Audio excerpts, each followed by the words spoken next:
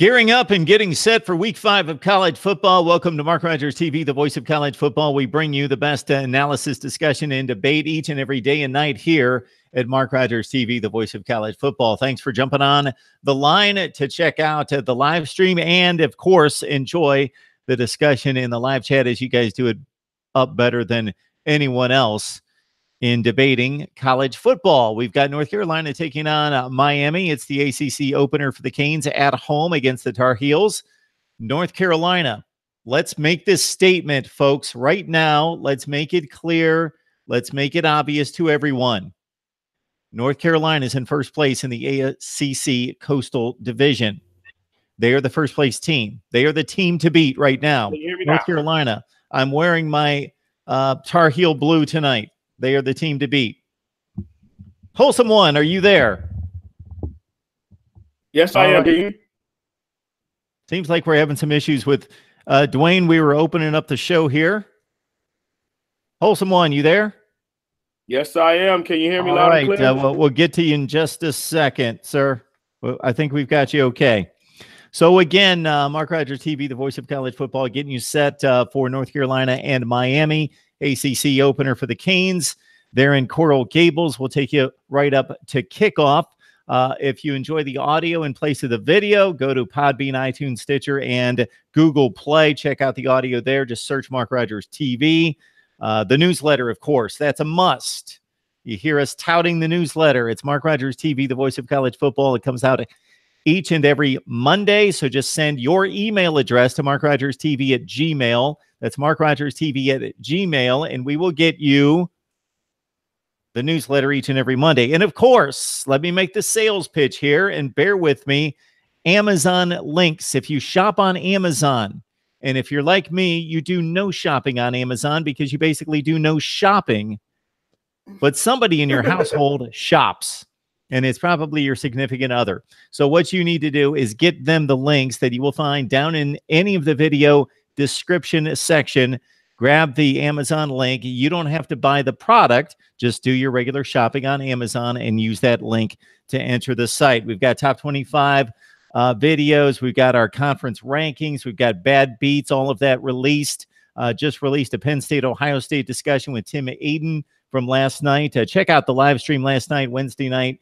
We had Penn State, Ohio State featured, as well as Tennessee, Georgia, the ACC, and the Kelly Bryant transfer from Clemson. Tomorrow at 11:45 in the morning, Eastern time, it's Steve Merrill from Pro Sports Info. All right, time to talk Canes, time to talk Heels. We do it with the Wholesome One, Dwayne Holloway. You can join him right on his YouTube channel, the Wholesome One. Dwayne, how you been, boy? I'm doing good, man. I'm doing good. It's my senior year here up at North Dakota State, so it's been packed. That's why I haven't been able to be too active on YouTube. I'm glad we were able to connect, man. Absolutely. So my apologies. I've got a few different connections and a few different ways of communicating with the Wholesome One, and I chose the wrong one. And fortunately, I was able to get online on Twitter and reel them in for some good pregame tight hype and talk, we'll call it. Hype and talk here for the Canes as we get set for kickoff in just about an hour. So we probably last left you, Dwayne, after the LSU game, and probably the lesser said about the game, the better. We certainly talked it up. You did as well on your channel. We've had 3 games since. Now, those games haven't been able to tell the casual fan a whole lot because Savannah State's like playing a high school team. And Toledo's a really solid MAC program, but still a step down. You go on the road, you dominate the final 20 minutes of game time, something in that range to race out to a 25-point win. And then FIU seemed to be a bit of a sleepwalk effort. But I'm not talking about the effort on the field. I'm just talking about the performance and cruising to a win, 31-17.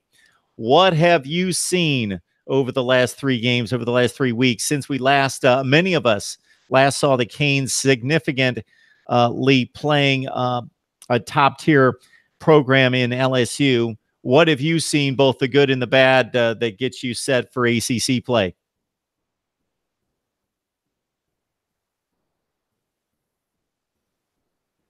Uh-oh, we've got the Wholesome One. I think we've lost him here. I see him moving. Wholesome One, you still with us? Oh, he froze up on us. So hopefully he identifies that and he's going to jump back on. This is Mark Rogers TV, the voice of college football. Please hang out with us. Dwayne, you with us? Got me? Okay. Hopefully. Did you hear my question? Yes, I'm here. Can you hear me? All right. Take it away. Can you hear me? Yes, sir. Did you hear my question, Dwayne? It's about how do I feel after the 3 games? Yes. Yes, sir. Sorry about the internet connection up here in North Dakota. It's a little bit it's a bit remote out there. But to answer your question, first of all, I owe everybody an apology. I was on the Keep going.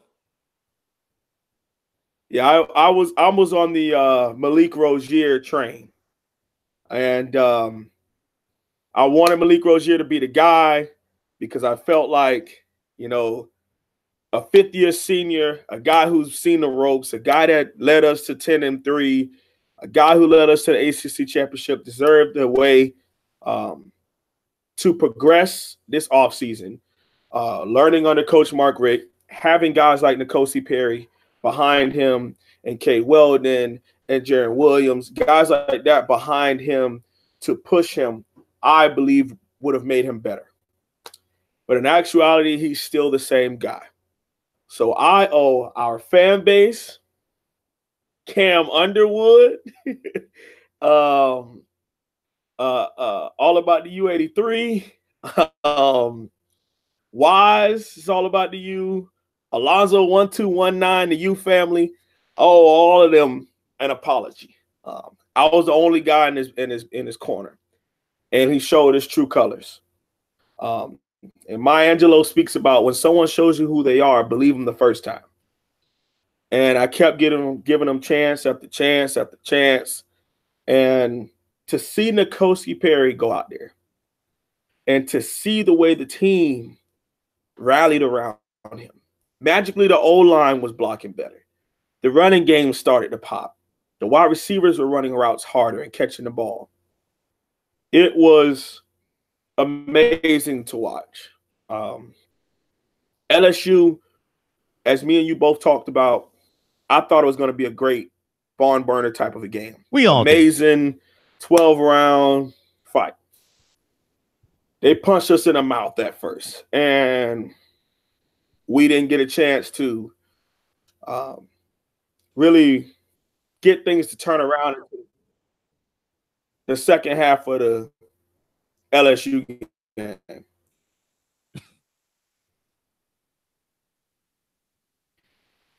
And, you know, we had the last 3 cakewalks, but the strength of schedule-wise was to win the LSU game because for the next 3 weeks, we had nobody. So tonight, you know, we get in Summit. Actually took us last year, and they were defeated. So, and UNC always plays us hard. UNC always plays us well. But this is Coach Mark Richt on a big stage. I'm a little bit more, I wouldn't say nervous about the game, but I'm not as confident with Coach Mark Richt in primetime football, man. He doesn't always show up, Mark. Mark Rogers TV, the voice of college football, breaking down college football as we enter week 5. And, of course, it's kicked off by Miami's home game to open ACC play against – I didn't plan this. I did not plan this. But I figure maybe it's going to rile up some Miami fans with the baby blue, the Carolina blue tonight, and North Carolina, as you mentioned. And I again, with a tongue-in-cheek, I opened up tonight by proclaiming, and it's the truth, that North Carolina comes in with the ACC Coastal Division lead with the division win against Pitt, 38-35. So they are the division leaders as we sit tonight. So North Carolina at the top of the mountain with 7 to go in the ACC.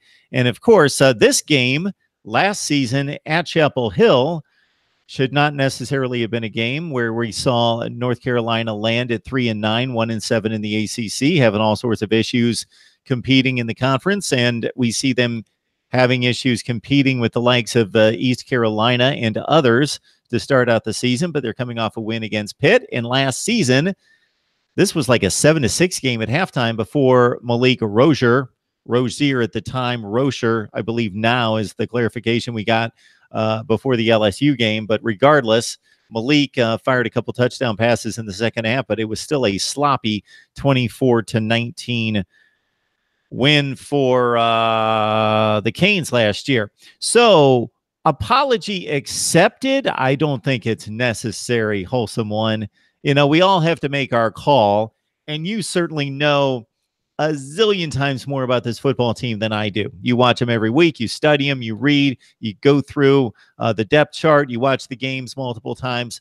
I watch them play 7 or 8 times a year. The only thing that I could go on last season leading into this season and taking it from that final snap against Wisconsin in the Orange Bowl is that Mark Richt declared a winner of the quarterback battle. From what I remember, it was very early, if not at the beginning of spring camp. And I thought, okay, I would have trusted his judgment had he made this announcement halfway through August or even at the end of spring camp. But to make that announcement when the last we saw of this guy was against Pitt, Clemson, and Wisconsin, which was atrocious. 46% passing, more interceptions than TDs. How is he suddenly the start? How has he suddenly reclaimed his job based on that performance without seeing anything else on the field? So I had my doubts because of that. And then I also always have my doubts once a guy has established a pattern over, for him, the course of about 15 starts, that he can really get better between his junior year and his senior year. Those were my doubts about Malik Rozier coming into this season and the decision that was made.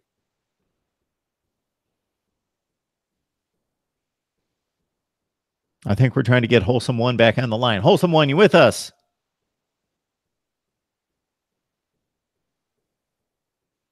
I think he froze back up. So we'll join the chat. I'll see what you guys have to say. Again, we've got the ACC opener tonight. Of course, Carolina coming off a big win over Pitt, 38-35. Wholesome One, just start talking if yes, I am. We're good. Okay. You must not be hearing a lot of this, but I just, well, we won't go back into my commentary, so you must have missed it. So looking at the rest of the Miami team over the course of, again, the 3 weeks that many of us missed because of the opponents, I did see some of the Toledo game. Your thoughts about what you like, aside from the quarterback position, what you have enjoyed watching, see develop over the last 3 weeks?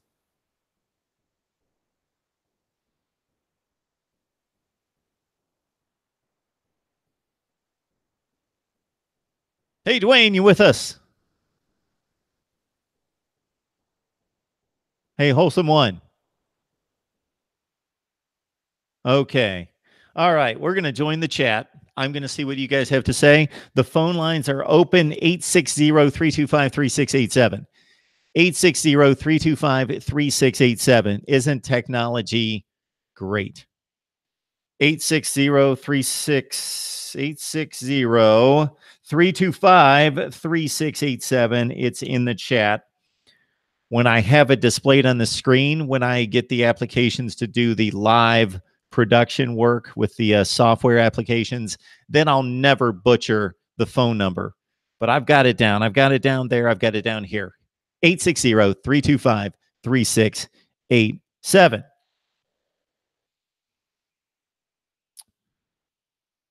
Are you guys looking forward to Miami, North Carolina tonight? Do you want to see a close game? Even Miami fans, even some fans of particular teams want to see actual decent games on the field once the game starts and not see a game that's 42-0 at half, because I guess at least tonight we've got the option of Vikings-Rams, which is actually, to me, the game that I want to see, but staying true to the platform here. Vikings-Rams on DVR.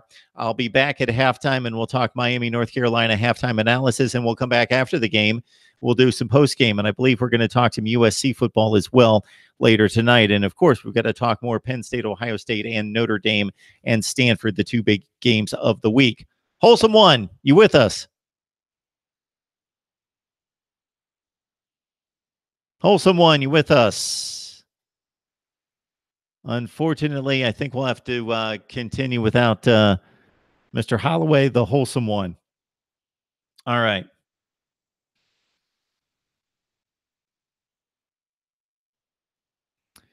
Miami fans, if you'd like to talk some Miami football, definitely jump on. Wholesome One, can you hear me? Wholesome One, I think we're going to have to let you go, unfortunately. We can't connect, unfortunately, and keep the line consistent. Dwayne, if you can hear me, have a great night.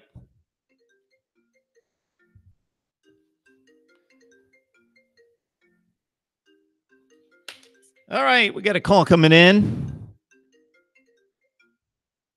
Of course, we're going to take the calls and have a good time with the call-in show. Mark Rogers TV, the voice of college football. Who's on the line? Hi, Mark. It's Lamar. Hey, Lamar. What's going on, man? Hey, you're a resident LSU fan. Yes, arguably the number one team in the country. Coach Perry a little bit, actually. Okay. Miami fans, I'm glad Mark Richt didn't pull that guy out in the middle of the game. Because that's been actually LSU's kryptonite at times in these cross-conference games. Well, playing against Notre Dame in the bowl game last year, or at the beginning of the year, they took out the starting quarterback and put in Ian Book. I think that's his name. Yes. I don't remember the starting quarterback's name, actually, but I remember Book's name. Oh, yeah. He's the guy who won the game. Losing to Notre Dame the time before in I think it was the Motor City Bowl or something like that in Nashville. Yeah, they pulled the starting quarterback in that game too, and there was a quarterback that played for Florida. I think his name was ironically Malik also, but this guy won the game for Notre Dame. They pulled Everett Golson, who took them to the national championship game in 2012. They brought in Malik Zaire. Yes. Malik Zaire. Yes. Yeah. The lefty. And then he beat us. There's something about pulling the quarterback and having to go away from the previous game plan that was, probably planned for by LSU that really gets LSU on the wrong foot. And if you can build on that, and I've seen LSU go down because of that quite a few times actually. Just switching quarterback. Then I really like this N'Kosi Perry. Just seeing some of the highlights from the past few games, the ball really jumps out of his hands. The guy looks like a real weapon. Whereas, when you take away one facet of his game, from what I can see, I don't know if he's reading the defense that well. But if there's an open guy, he can buy time in the pocket or get out of the pocket and buy time. And yeah, once he does that, those receivers are going to get open.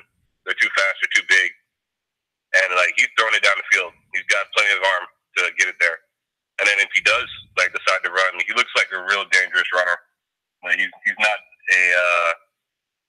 a slow, lanky type of runner. He's got some explosion to him. He pops. He definitely pops when he gets moving. Kind of expected more from Miami's defense, though, I got to say. So you're expecting more tonight or expecting more in general? Well, I want to see what they do tonight. I've been expecting more in general. And it's not necessarily so much about the turnover chain. They've really got to make sure they're getting a rush out of the defensive line and just stopping the run in general. They can force teams to get one-dimensional with them, then they'll start to see that turnover chain come out more often. But with their linebackers, they've really got to stifle some of these running attacks. And I think North Carolina's going to try to run the ball on them. Yeah, North Carolina's got three very capable running backs led by Antonio Williams, who had a nice game against Pitt as they scored 38 points last week. And Jordan Brown, also a decent back as well, Michael Carter for North Carolina. So they will try to run the ball because it reduces the game time, obviously, and keeps the Miami offense potentially off the field. And it also seems to be a strength right now for North Carolina. Right, I feel the same way. Also on Miami, hey, right now LSU isn't a bad loss. Wouldn't you say? Oh, it's not a bad loss. So for Washington, Auburn's not a bad loss. It's not a bad loss because of how they performed. How Washington performed, but the way Miami performed was awful. They were not in the game. They were not competitive. They were blown out. They were outclassed in every possible way. And even them getting as close as 33-17 could be put in question because it wasn't.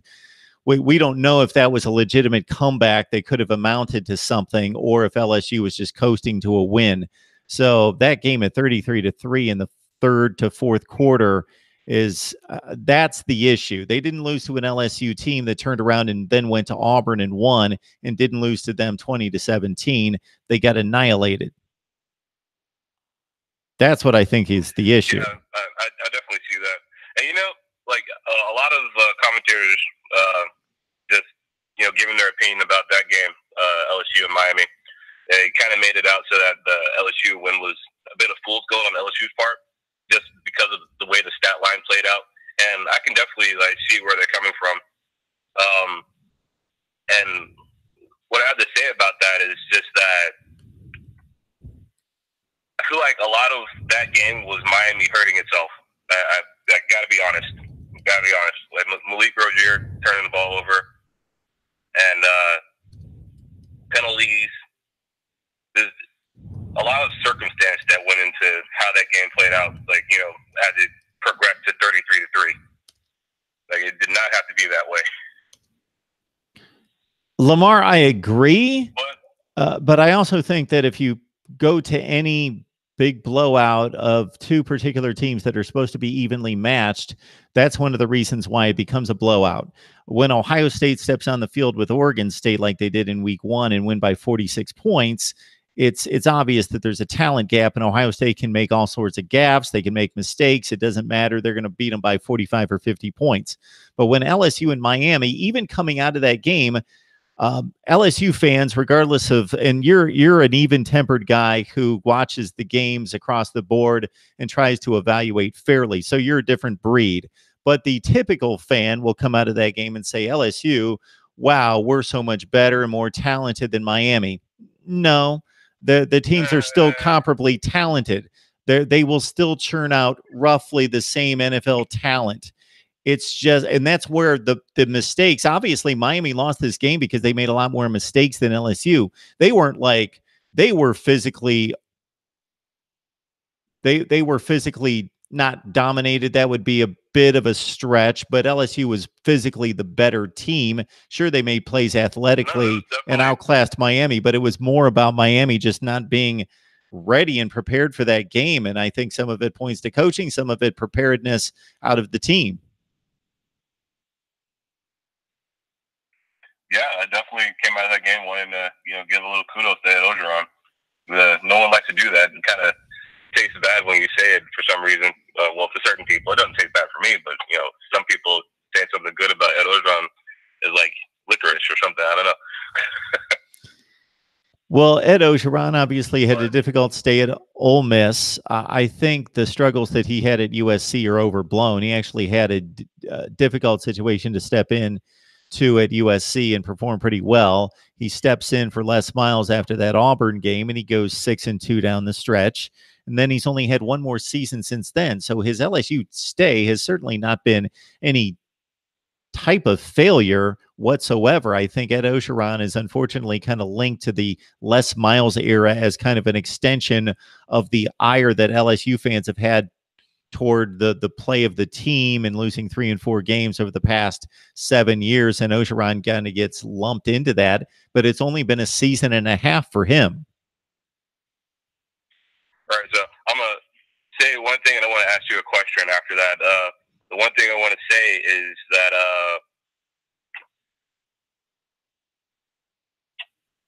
I want to just give kudos to Ed Orgeron for the fact that maybe all but one of the transfers that he took into the team are making a big impact. One, maybe all but two. All but two of the transfers he took on the team are making like really huge impacts so far in the season. The kicker, the quarterback, one of the offensive linemen, and I took one of the other transfer offensive linemen out of that group in my mind. But you know what? He's played, and if he hadn't have played, I don't know if the results would have been as good as they have been. So I got to give him credit for that one too.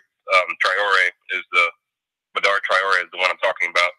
And then the only one I'm not too sure about right now is Jonathan Giles, transfer receiver. But every other guy has been great pickup. What don't you like about Giles? He's wearing the number 7, and I think that's the only issue with him. If he wasn't wearing the number 7, if he wasn't wearing the Patrick Peterson, Tyrann Mathieu, Leonard Fournette number, and he was just wearing like number 12 or something, then I wouldn't have such high expectations for him. But the guy's probably caught 2 balls in the past 4 games, and he has not impacted any games. Like, none. And he's been talked up like he's supposed to impact games, and it's just not happening. Well, if you just look at the stat line from last year, that was the assumption that we all made. A guy that catches 70 passes and 13 touchdowns in a major conference is going to make an impact this year. So that's the assumption that we all made. We all had it in the back of our mind, like, what team that was and how they play ball. We just kind of ignored it a little bit. Or at least I as a fan, tried to ignore that for a moment and, give them the benefit of the doubt. Okay, Lamar. Anything else, sir? All right, so the last thing is, what do you think about Joe Burrow's completion percentage? And I know about your prowess on Ohio State knowledge. I see the guy; he throws an accurate ball, but there's a lot of throwaways. Yeah, there's some drops. I feel like more times than not on his incompletions, he's choosing the incompletion rather than making an error. Okay.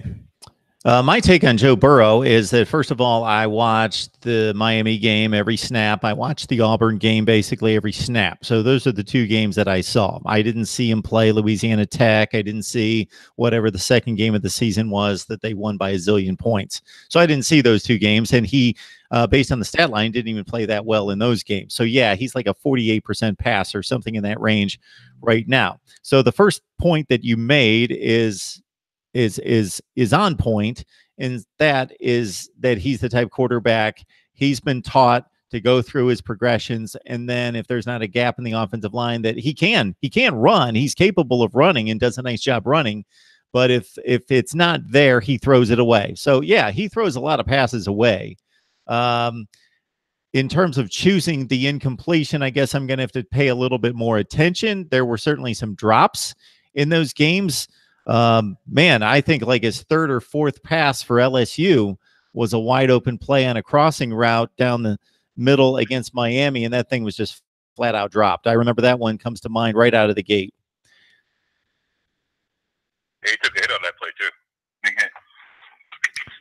But thanks for answering my questions, and thanks for shading to LSU a little bit, because I know this is a Miami pod right here. So. Well, no. This is always, we're wide open. Yeah, we're just leading into the Miami North Carolina game, but certainly we're talking college football here, Lamar, all the time. We appreciate the call, sir. Take care. All right, faithful viewer and supporter, Lamar on the line. So we have opened up the chat and sent out a link to our media guests as well. And hoping that some of them will join, as did the Wholesome One, to talk Miami football. Who do we have on the line here? I'm trying to make out who we've got on the line to talk some college football tonight. Me? There we go. There's Steve Hellwick. Yes. So Steve Hellwick's here to talk some Texas football and anything else that strikes him. You can join Steve.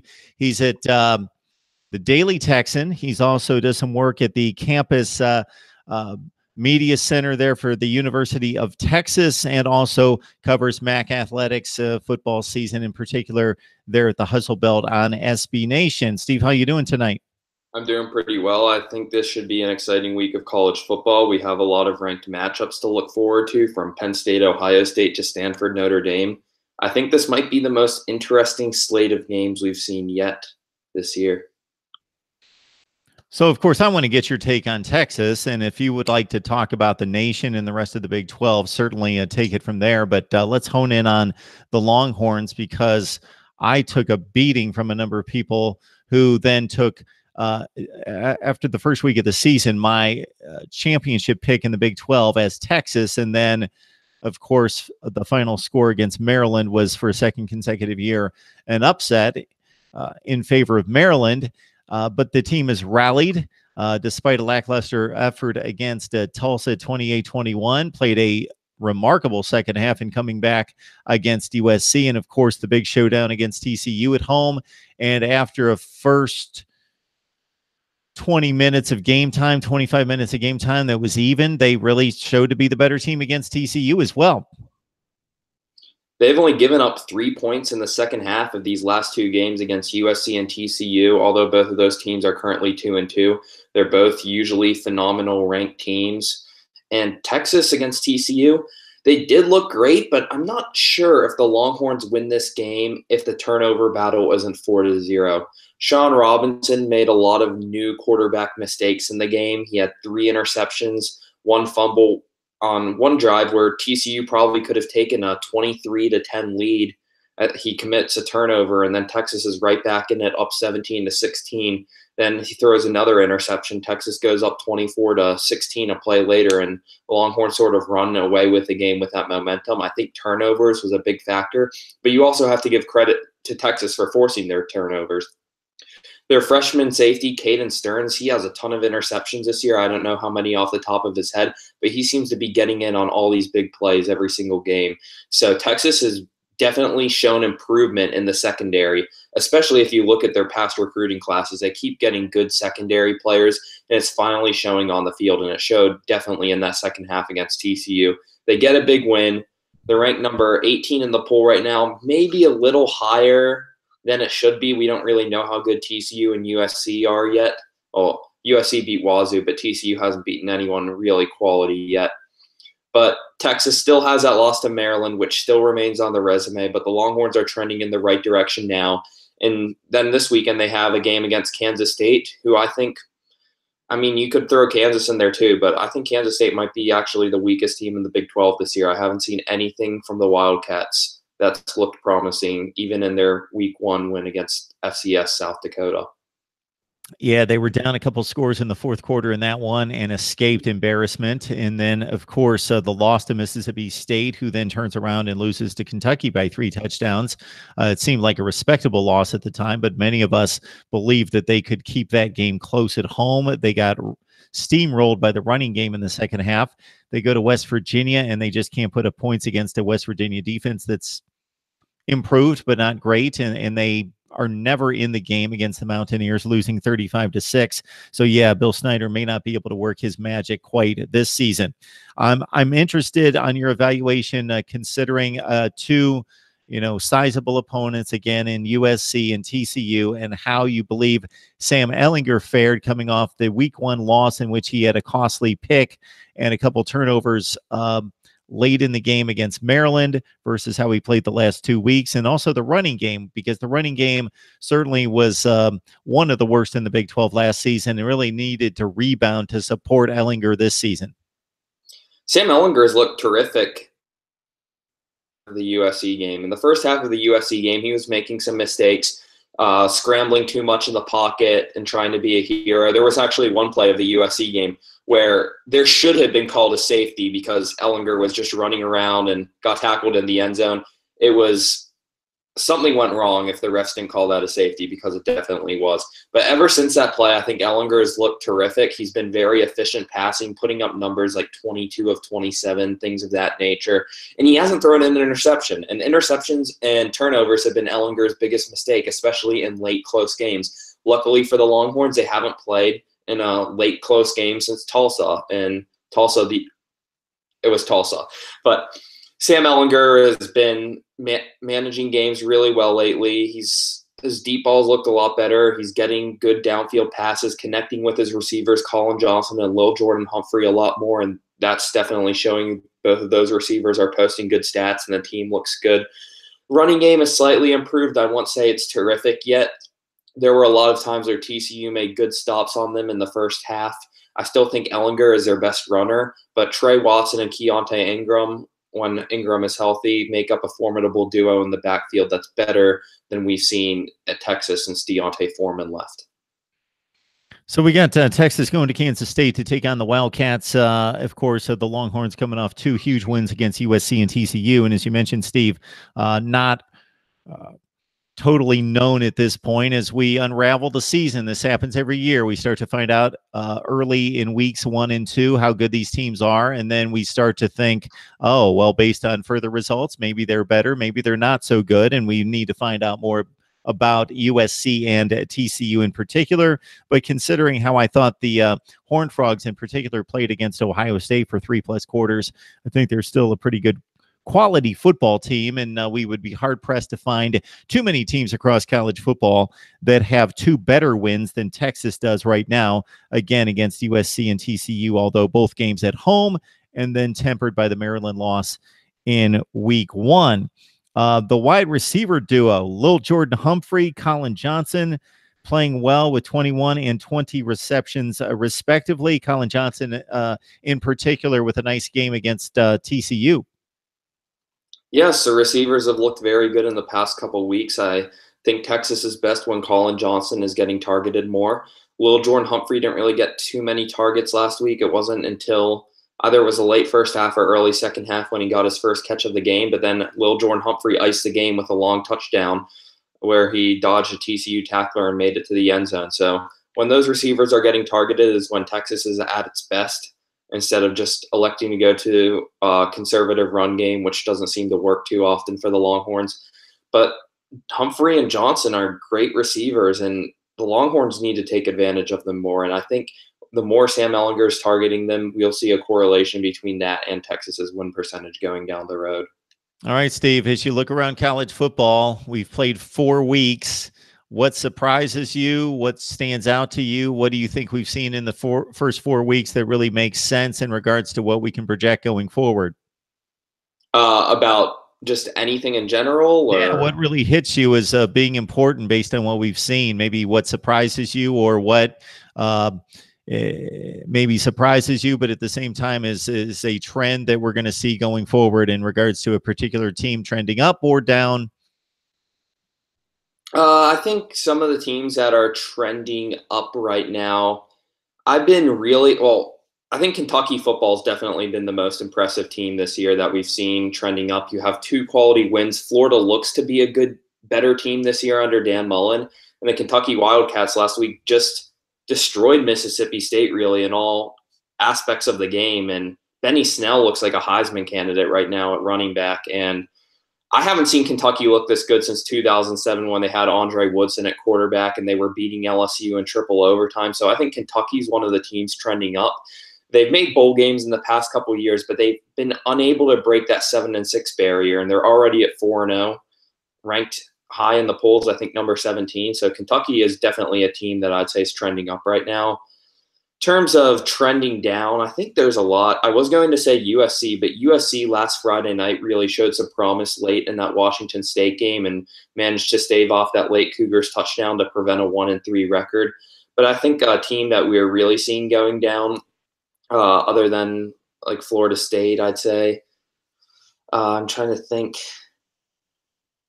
Well, Nebraska and UCLA are just 2 of the winless teams left. They both have they both have first-year head coaches, so it's not like struggling is something new to them. But to this magnitude, I pointed out earlier, I had a tweet that got its way around quite a bit where I posted UCLA's schedule and I said 0-12's on the table for this team.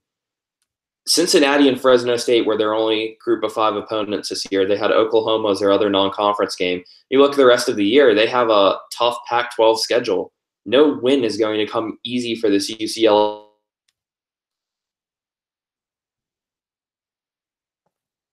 UCLA under Chip Kelly, who was once thought to be one of the smartest and best head coaches in college football, could be going 0-12 with his first year at the Bruins. So UCLA is definitely a team that's been trending down. They reached their peak recently at the start of the Josh Rosen era, I think his freshman year back in 2015, and now they're just not looking as good. All right, Steve Helwick joining us from the University of Texas campus television station, also the Daily Texan, and you can join Steve's work at the Hustle Belt. It's the SB Nation platform for MAC football. What are you working on this week in regards to the MAC, and what are the big games coming up in the MAC? The best story in the MAC this year has been the Buffalo Bulls. It looked like Lance Leopold, he had a lot of time sort of bringing something together at Buffalo, but the Bulls are now 4-0. They got a road win over Temple. Temple's a team that's seeming to progress every single week, as we saw their 21-point win at Maryland. So Buffalo has a quality win in that regard. And this week is a big game for Buffalo. They play Army. Buffalo gets to get the home game, but that in-state rivalry is going to be a really good one. You can't fall for Army's 2-2 record because their losses are to Duke and Oklahoma, both ranked and undefeated teams. And that Oklahoma loss occurred in overtime last week in a game that nobody really saw because of Fox's pay-per-view stream or whatever that was on. But Army did really well against Oklahoma, as most of us know, because it went to overtime, and they were probably an interception away from possibly kicking a game-winning field goal and upsetting the Sooners. So I think if Buffalo and Khalil Hodge, their inside linebacker, if they can stop that triple option, the Bulls should be in good shape to go 5-0. I don't think the Bulls' schedule is tough enough, though, to get a New Year's Six bid, even if they would go undefeated, because there's so many talented teams in the American Conference like UCF and Memphis and South Florida, Houston, Cincinnati, that could all probably be more worthy of the bid with 1 or 2 losses than a Buffalo team whose toughest game, their only Power 5 game all year is Rutgers, and their toughest non-conference games are Army and Temple. But Buffalo's definitely improved. You have Tyree Jackson there at quarterback, wide receiver Anthony Johnson, who is an NFL draft prospect. He actually had to make a decision before the year not to go to the draft already because teams were already looking at him. And then they have a really good run game led by freshman Jarrett Patterson. I think Buffalo has all the pieces they have in place this year that are needed to make a run, and I would not be surprised at all if this team got double-digit wins. Before the season, I was high on Ohio. That was a team I had winning the MAC, but Ohio's looked really underwhelming recently. They blew a 24-7 halftime lead at Cincinnati last week, and the defense just collapsed in the second half, as did the offense. So Buffalo's been the best and most consistent team in the conference this year, and I think this is the Bulls' year. Good discussion with Steve Helwick. Covering Texas football, also covering the MAC. If you're not making the connection there, he writes for SB Nation on the Hustle Belt, covering MAC football. Also a student there at the University of Texas on the campus television station, also the Daily Texan. So Steve is mighty busy, so we appreciate him responding to the call on Twitter and on email in regards to our live link for our guest contributors that come on, as Steve does a great job covering Texas football for us. Steve, enjoy the games this weekend. Of course, Texas looking to go 2-0 in the Big 12 with a date at Kansas State. Have a great night, Steve. We appreciate it.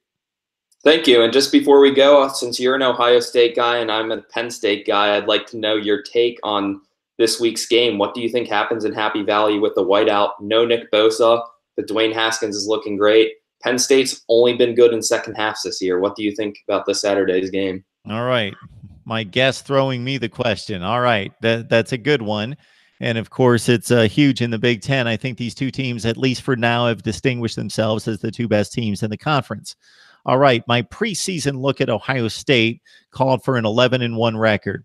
And even though I didn't necessarily state it as a guarantee, I thought most likely the loss, if they lose a game, and I really hesitate in picking any team to go undefeated. So I picked the Buckeyes at 11-1 as the Big Ten champion in the back of my mind. And I think I even stated it. Most likely that loss is going to come in Happy Valley against Penn State. That would be the game that I would target. Michigan State are obvious choices as well, but the game against Penn State, them being the best team that they're going to face on the road, and considering what's happened the last 2 years in terms of the results being classic, and that's not an overstatement. 39-38, down 18. JT Barrett brings them back. The defense plays out of its mind in the last 10 minutes, and they pull back a game out of the fire, 39-38. And then 2 years ago, really the game that brought Penn State football back on the national radar as a national contender, as a team that's going to challenge in the Big Ten and then start to get the recruiting base that's going to challenge Ohio State, was, of course, the game where just a few weeks after losing to Pitt, after losing to Michigan 49-10, they beat the best team in the Big Ten. They march on to the Big Ten championship, and that was just a lights out kind of look there with the whiteout and just the vibe, the feel, the environment for the first time under James Franklin being that Penn State is a national player. So it's been a tremendous burgeoning rivalry that's kind of fluctuated throughout the years since Penn State joined the Big Ten in 1993. And maybe I'm stalling for a prediction here in terms of narrating what's happened between these two teams. So I would expect a shootout. Of course, both teams have tremendous defensive talent. I believe that Ohio State's got a better defense. I know that many people have commented that the loss of Nick Bosa won't be significant because of the tremendous depth and talent along the defensive line for Ohio State. Most likely, they've got the second best defensive front in the nation to Clemson. However, I'll make the distinction that there is a distinction to be made between defensive talent and defensive line talent that are just freakish athletes that will be really good college players and get drafted high in the pros because of their explosive burst, because of all the tangibles. Nick Bosa is a polished football player. I think that comes because of his upbringing, because of his ties to his brother, that he's a polished pass rusher. He's like an NFL player right now playing college football, and that's going to be severely missed. Ohio State has tremendous athletes in the secondary, but they don't have tremendous players in the secondary, and there's a difference there. They don't have great ball skills. They get lost in coverage. They've had some issues in the secondary this year. They've had some issues in the linebacking core this year at Ohio State and keeping up with backs out of the backfield and giving up big plays against much lesser opponents, of course. On the flip side, of course, Penn State has a tremendous quarterback and just a winner in Trace McSorley. I do think that they've missed Mike Gesicki at tight end. Saquon Barkley, of course, the best in the business, but the combination of Ricky Slade, who I think is going to get a little bit more involved this week. He only has about 25 carries on the season, but he broke a big run against Illinois last week. And, of course, Miles Sanders in the running game for Penn State. It's a tremendous matchup, and this is going to be one that's going to be a similar prediction for me than it was with Oregon and Stanford last week. And I got the pick eventually wrong, but I feel good about the prediction because the only thing that cost Oregon the game was Mario Cristobal's coaching at the end of the game and fumbling at the 40-yard line when they could have knelt down 3 times and kicked a punt with 10 seconds left in the game, which would have made it virtually impossible, like all-time impossible to score. I picked Oregon to win the game as a 2.5-point dog at home because of an NFL quarterback, because of like 3 or 4 NFL players on defense, and because of Autzen Stadium at night. Flip the page to Penn State, Ohio State. Like Stanford, I believe Ohio State's the better team week to week to week to week. Over 12 games, they're better than Penn State. On this night in Happy Valley, whiteout, Trace McSorley, all the weapons they have, Penn State pulls out a close game. They win like 30-27. Oh, interesting pick. Whiteout's always a great atmosphere. I attended one back in 2007 against Ohio State, but the Buckeyes won that day. But it could be a toss-up. There's so many things. Penn State has a home and field advantage, but I just think Ohio State's a more talented team. And I've been scared of how Penn State's played in first halves this year against Kent State and Illinois and lesser opponents. They haven't been looking good until the second half. Like last week, they were trailing Illinois with 10 minutes left in the third quarter before winning 63 to. Believe me, I know.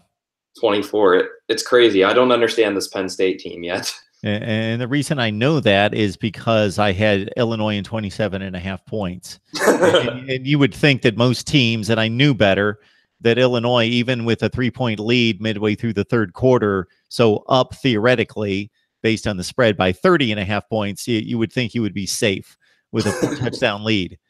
But what killed me in that one, and I highlighted this during a bad beat video, was in addition to giving up 5 consecutive touchdowns, that's tough to do. 5 touchdowns in one quarter. It's difficult to do. In addition to that, Penn State's trying to get on the bus. They are just running the ball, trying to end the game, doing their best to end the game and say, we just want to get out of town. It's 49-24. We're up by 25, and there's like 3 minutes left. That they get to a 3rd and 18. First of all, they're just running off tackle back and forth, but they can't help but gain 12 and 14 yards every play. So they're just moving down the field. They don't want to, but they're moving down the field. And then they do get a couple stops, Illinois does, and it's 3rd and 18. I don't know if you saw this part of the game. And then there's an incomplete pass by the backup quarterback for Penn State. But there's a unnecessary roughness as the kid for Illinois, the DB, comes out of nowhere with like 15 seconds after the play's over and just blindsides the Penn State wide receiver. And therefore, the ball goes back to Penn State. They finish the drive. They throw a touchdown or a pass down to the 2-yard line, and there goes my cover on that one. So that hurt me. That was the epitome of my week last week. It was just one of those deals. And the Oregon-Stanford, that was another one that just played into my hands as well. So you have those weeks, Steve. What can you say? Having Stanford -2 last week was great. There you go. So it goes both ways. If you bet on a regular basis, it seems like the ones you get right, of course, you knew that's the way it was going to go. And then the ones you miss close, you think, I got robbed. And you never think, I lucked into one here. But I'm guessing, Steve, you see that you kind of lucked into one, and we all do. It's got to even out over the course of a season. So I think the line taketh and it giveth both. All right, Steve. We appreciate you stopping by, helping us fill up our pregame as we get set for North Carolina and Miami. Okay, thank you so much. Have a great week. You too. All right. Steve Helwick talking Texas football. The Longhorns taking on Kansas State in the Big 12. Should be a win for the Longhorns, but we've seen stranger things certainly already in this college football season. If Virginia Tech can lose to Old Dominion, then Texas can lose to the wily wizard of Purple Magic, Bill Snyder, in Manhattan, despite Kansas State looking as bad as they have. Let me check out the live chat as we get set for college football. We're close to 8 o'clock. I'm going to take this right up to kickoff, and then I'm going to be glued on Miami and North Carolina. We're going to come back at halftime, and we're going to get your thoughts and analysis. I'm going to give you my thoughts, and we'll go from there on Miami, North Carolina, and then come back after the game with instant analysis, and we'll talk, I believe, USC. Scott Wolf from Inside USC is going to join us to set us up on the Trojans, and anybody else who wants to join us for post-game. We will take all calls from you and our media guests as well. What are you guys talking about on the chat here? Anything interesting? Remember,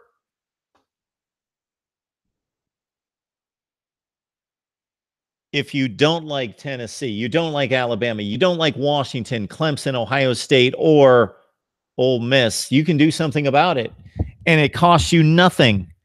All you need to do is let me know what 2 helmets you would like to see on display. I am going to purchase at least 2 helmets on October 1st.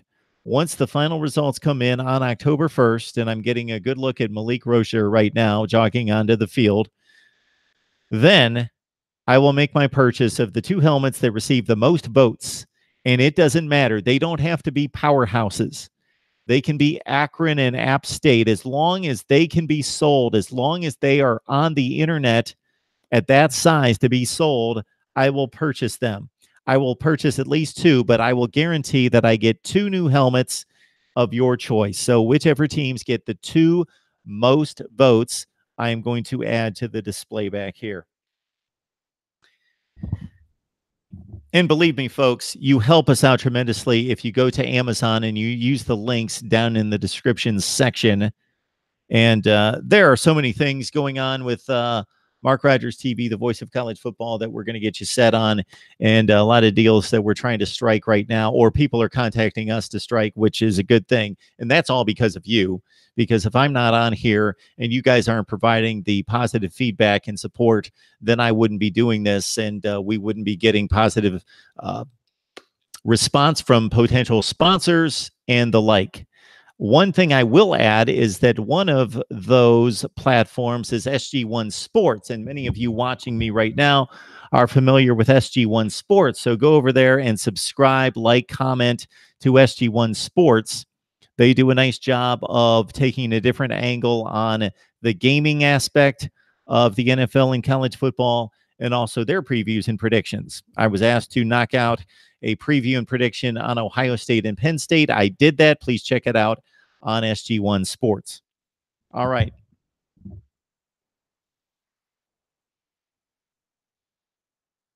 And before kickoff, I will certainly take a call at 860-325-3687.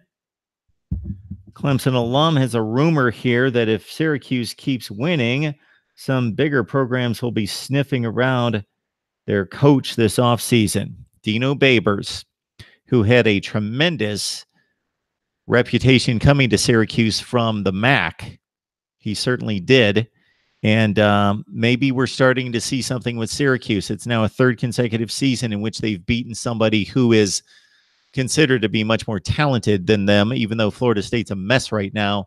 They have knocked out, of course, Florida State, Clemson, and Virginia Tech going back to 2016. But for the rest of the schedule, Syracuse having some issues the last 2 years at finishing 4-8.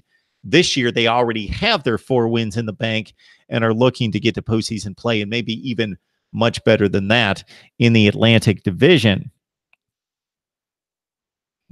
So I'd like to recognize everybody on here, but it would be impossible. But all the usual suspects are on here, so I appreciate the support and hope you guys are having a good time in the chat. Navy Thomas, Drake Knapp, who called me for the first time the other day. We got Richard Neal on the line talking Mississippi State. Would love to know what you think of the Bulldogs following the 28-7 loss to Kentucky. That had to be a disappointment considering potential SEC Western Division contention. And the Canes are on the field with the Heels. They have received the second half kickoff, and we've got N'Kosi Perry in the lineup taking the snaps. Miami fans have wanted to see this for oh so long. 6'4", 195. And Mark Richt on the sideline thinking I should have done this maybe, I don't know, about 6 games ago. Regardless, there he is in the spread formation. Actually, he's going to take possibly a snap from center. No, he's not. Yes, he is. And we'll watch a couple plays, then we'll let you go and enjoy the game. North Carolina, what kind of defense they running here? Pretty standard stuff. And they got some help over the top on the slot. And there you go. You got a nice little gainer with Miami and North Carolina. And they are moving. They want to get this thing downfield in a hurry. Mike Harley with a catch. And they are, moving the ball down the field. Last week against FIU, 5 of 9. I did pick Miami to cover in this game, so I like that first play. The Canes out to the 45-yard line. That's Travis Homer. Nice play by the, looked like the defensive tackle from the other side. No, the linebacker, number 55, coming through there, shooting the gap. And they missed him on the block, or if they thought Homer couldn't be caught from the backside. And just let him be unblocked. 2nd and 10. And we'll catch a couple more plays in the Miami series and let you guys go enjoy the football game, and we will as well.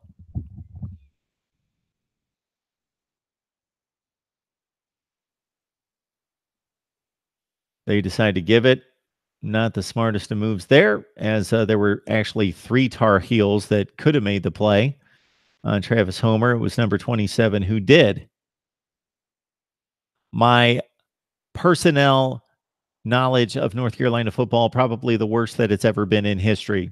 And coming off 3-9, and then what they had last season, that shouldn't be surprising. That should not be surprising. I think we've got somebody on the line. I was just about to shut this thing down. That Mr. Hellwagon. Steve, how you doing today?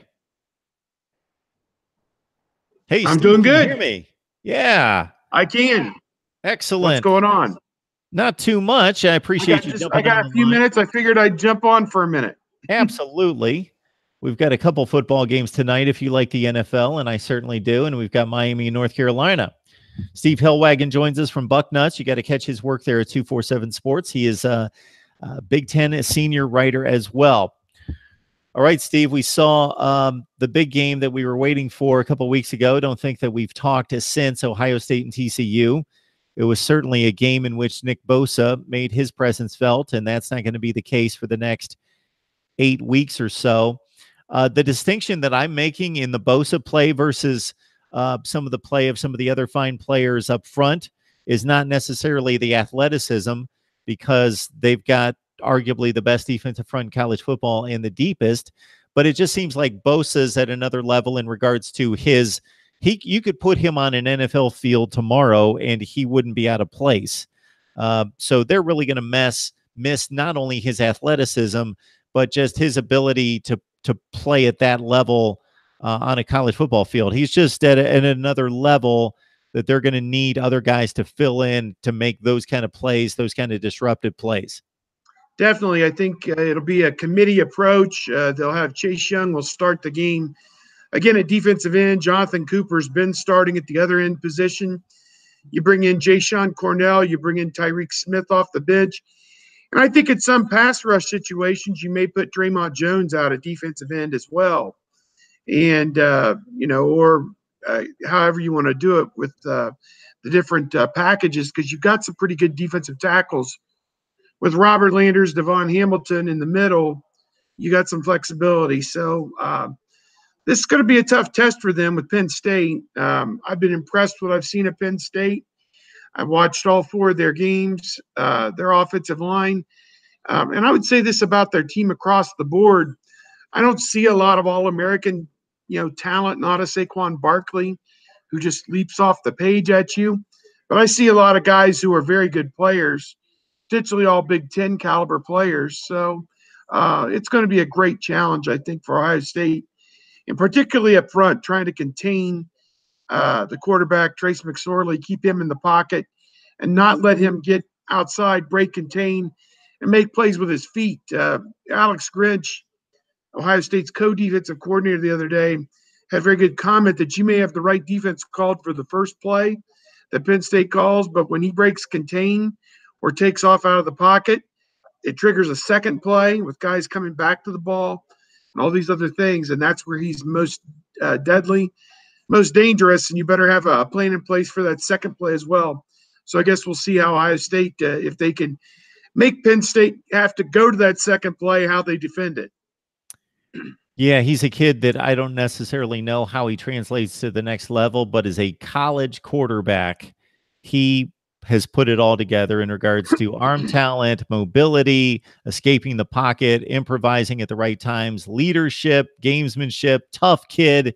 He pretty much checks all the boxes for a college quarterback. Steve, you mentioned briefly the Penn State offensive line.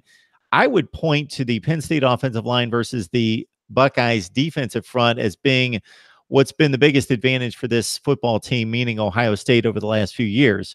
Penn State came off the scholarship issues. They started to build back. They built in other areas, and the offensive line seems to have been the last one to catch up with the rest of the team. But this would certainly, you would think, would prove to be the best Penn State offensive line that we've seen in years. Definitely. They're starting 2 juniors and 3 sophomores on their offensive line. They've got Ryan Bates is their left tackle, 6'4", 302 pounds. I've been very impressed with what I've seen out of him. Connor McGovern was the center last year, kind of like Ohio State, although he moved in the opposite direction Michael Jordan did for Ohio State. Jordan moved from guard to center. Connor McGovern has moved from center to right guard, and that allowed them to put Michael Manet, I'm not sure how you pronounce that, 6'4", 298-pound sophomore. He's playing the center position. And then, of course, Steven Gonzalez is at left guard. He's an outstanding player as well. So their offensive line is really starting to come into its own. Again, as I said, they don't have anybody who you just say offhand, that's their All-American. And I think that's true really across the line. We've got a lot of very good to great players on this team. There's no question about it. It's been a few weeks since we talked about Dwayne Haskins. I think we were leading into the TCU game.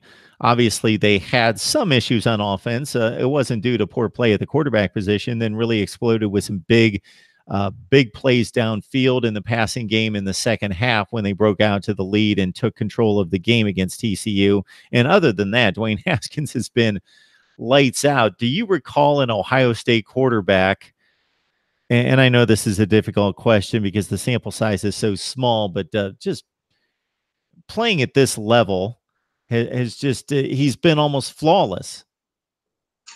Yeah, he has been uncanny so far. I think he's completing about 75-76% of his passes, which is an outrageous number, and 16 touchdowns, 1 interception. In Big Ten history, the only guy with more touchdowns through 4 games was Kyle Orton, had 17 for Purdue in 2004 through his first 4 games. Now, again, some of this is the caliber of the competition.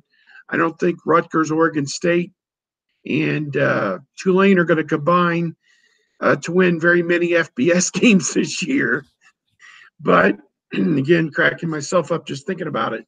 Certainly, Rutgers, if they can't stay within 6 touchdowns of Kansas, they certainly are in for a rough year.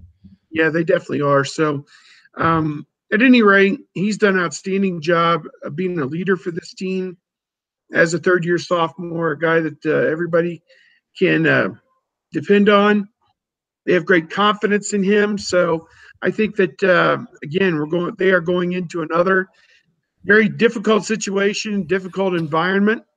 The thing I would say is that both these defenses have given up some plays and some points this year. Penn State gave up 38 points to App State, 24 points last Friday to Illinois. So I guess we'll get into this game and see if the Buckeyes can move the chains, get some first downs, put the ball in the end zone.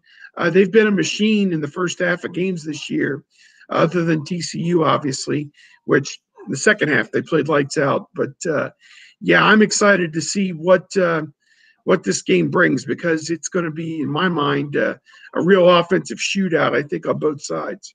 Steve Hillwagon joining us from Bucknuts. Steve, I saw a statistic last week, I can't believe it, that the linebackers did not make a tackle in last week's game. Is that true? Did you come across that?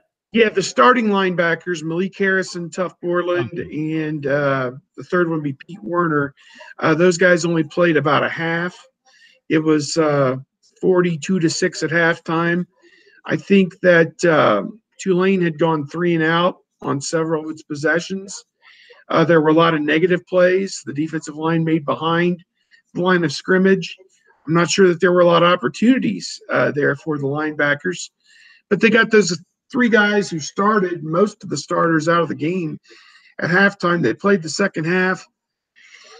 And Ohio State outscored them 7-0 in the second half, won the game 49-6. And I don't think that they really had that much of a care who was out there in the second half. So, yeah, I think it's interesting, troubling, potentially.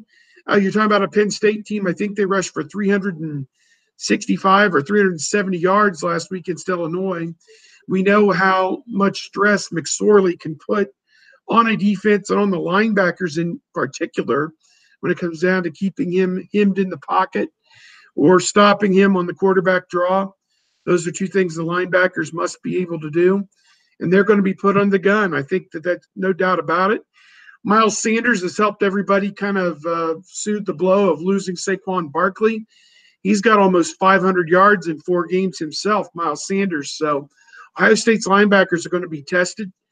Penn State's got 3 pretty good tight ends. They lost Gesicki, but as I look here, they've got Holland, Dalton, and Freiermuth, who've all made plays early in the season, the tight end position.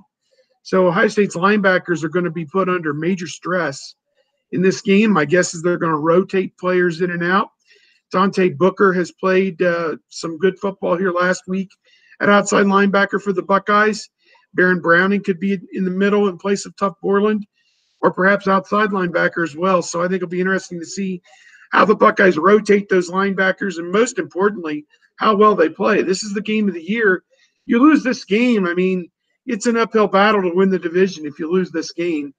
And you'd have to basically win out and hope that Penn State loses twice. Now, there are losable games on Penn State's schedule.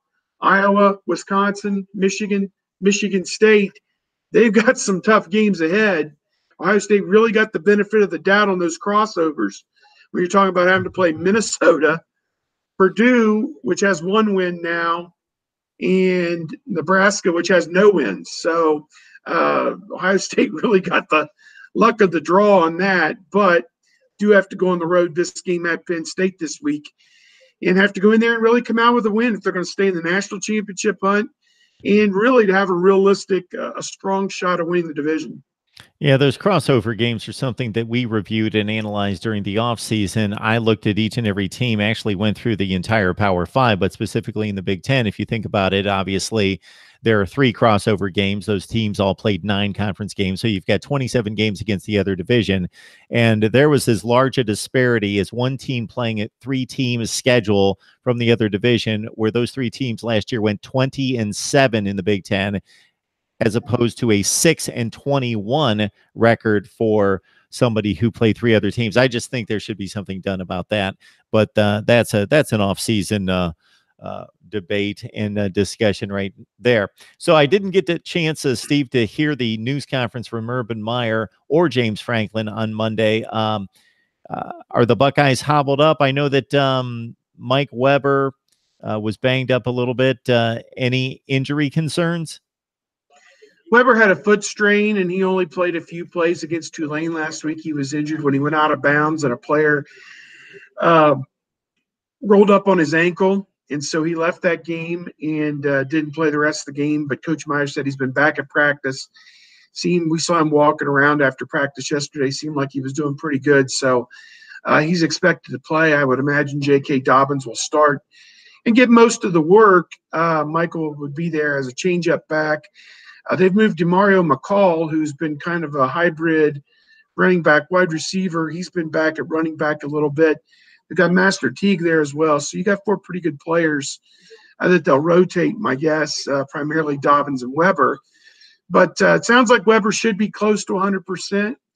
And other than that, the Buckeyes seem to be in great shape, other than obviously Nick Bosa is not going to play for a few more weeks. Underwent surgery last week on a core muscle to repair that, and seems like he'll be out till early November at least. So I guess it'll just be a wait and see thing with him. But otherwise, Ohio State seems pretty healthy going into this game. Steve, your experience with Ohio State football just doesn't include the Big Ten stops, obviously, all the big non-conference games, the bowl matchups, and so forth and so on. That scene in Happy Valley with the whiteout, the crowd, the noise, what you experienced 2 years ago was probably at fever pitch compared to some other years. 2014 was a great game as well. Is that about as loud and fervent a road crowd, as you've seen in your experience? Oh, it's number one. There's no question about it. When you talk about 107,000 people, and, the enthusiasm and the fervor that they generate, I mean, that setting at Beaver Stadium is probably number one on the list among all the visiting places I've been. I think Ohio Stadium obviously is a tough place for visitors to come in for a big game. I'm not sure it is for a run-of-the-mill game. Penn State's got it all over the University of Michigan. There's no question in my mind about that. Wisconsin can be a very difficult place to play for a visiting team, particularly for a night game. Iowa can be, as Ohio State found out last year, pretty hard place to play. But, I would say Penn State's got to be number one, certainly in the top 5 nationally, as one of the toughest places for a visiting team to play. And when you add in the night game, the whiteout, and everything else that involved with it, it's really off the hook. And, it's a fun place. And even Urban Meyer tipped his cap and said it's a great place to watch a college football game. He said, our goal will be going there to win the game, and certainly that's what Penn State's going to try and do as well. So it's going to be a fun one. We benefit on a regular basis from the wealth of knowledge and insight into Ohio State football in the Big Ten from Steve Hellwagon. Bucknuts 247. You got to join him right there for the very best in Ohio State football coverage. Steve, we appreciate you stopping by, sir. All right, Mark. Take care. Thank you, Steve. And we're going to wrap it up here. Again, Miami and North Carolina are in the first quarter. It's a 3-0 game for the Heels as they just impressively drove down the field, running the football pretty much at will during that drive before Miami stiffened inside the 10-yard line for the field goal attempt there. North Carolina also hit on a big pass play downfield, as we will bring you halftime analysis. So we'll be back at halftime with Miami and North Carolina talk. Heels lead 3-0, 8 minutes left in the first quarter. We will see you guys in an hour and a half.